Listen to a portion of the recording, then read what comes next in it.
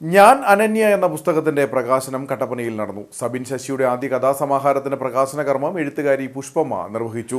അധ്യാപകരായ ഡോക്ടർ റെജി ജോസഫും ഷാൻഡി ജോസഫും ചേർന്ന് പുസ്തകം ഏറ്റുവാങ്ങി.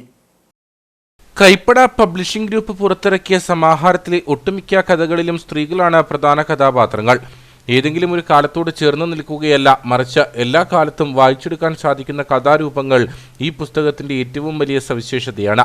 അധർമ്മയുഗത്തിൽ തുടങ്ങി യക്ഷിയും പ്രണയിനിയിലും അവസാനിക്കുന്ന പുസ്തകത്തിലെ 10 കഥകളും ശീർഷകം മുതൽ കഥാന്ത്യം വരെ സ്വാഭാവികമായ ഒരു കഥ പറച്ചിൽ രീതി പിന്തുടർന്നുകൊണ്ട് ഭാഷയുടെ സകല വിനിമയ സാധ്യതകളെയും ഉപയോഗപ്പെടുത്തുന്നു.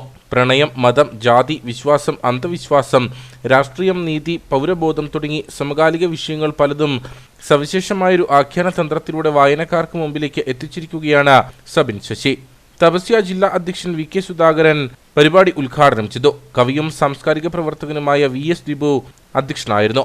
മറ്റുള്ളവർ കണ്ടിട്ടില്ലാത്ത അല്ലെങ്കിൽ അവരനുഭവിച്ചിട്ടില്ലാത്ത വിഷയത്തിലേക്ക് അവരുടെ മനസ്സ് കൊണ്ടുവരിക, അവരെ നമ്മുടെ ജീവിതത്തിലേക്ക് കൊണ്ടെത്തിക്കുന്ന തരത്തിലുള്ള രചനകളാണെങ്കിൽ മാത്രമേ വാസ്തവത്തിൽ അത് മനുഷ്യ കഥാനികായി അതോടൊപ്പം തന്നെ മനുഷ്യന്റെ മനസ്സിനെ മതിക്കുന്ന തരത്തിലേക്കുള്ള രചനകളാവുന്നു. നിരന്തരം കാണുന്ന കാഴ്ചകൾ പത്രവാർത്ത പോലെ എഴുതിയിരിക്കുന്നതല്ലോ യഥാർത്ഥത്തിലെ കഥയും കവിതയും. നാടകകൃത്ത് EJ ജോസഫ് മുഖ്യപ്രഭാഷണം നടത്തി. അധ്യാപകൻ ജ്യോതിസ് S പുസ്തകം പരിചയപ്പെടുത്തി. കവി സതീഷ് പഴുപ്പള്ളി, സാംസ്കാരിക വകുപ്പ് ജില്ലാ കോർഡിനേറ്റർ S സൂര്യലാൽ, ചലച്ചിത്ര നടന്മാരായ കുൻഫു സജിത്ത്, അനീഷ് ആനന്ദ്, കഥകളി തെയ്യം കലാകാരൻ ശശീന്ദ്ര കട്ടപ്പന, കവി CK കമലാസനൻ, മാധ്യമപ്രവർത്തകൻ രാഹുൽ സുകുമാരൻ തുടങ്ങിയവർ സംസാരിച്ചു.